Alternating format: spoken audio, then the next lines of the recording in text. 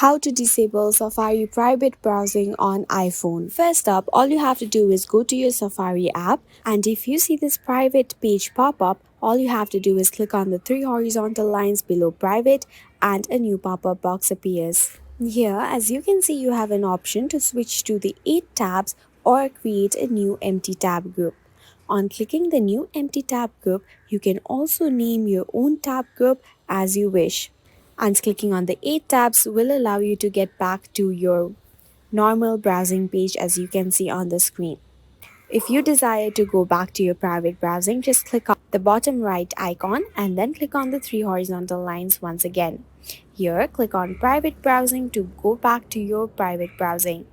And simply click on the three horizontal lines and click on the 8 tabs option to easily disable the private browsing section. We hope this tutorial helped you. Thank you for watching and do subscribe to our channel for more such useful videos.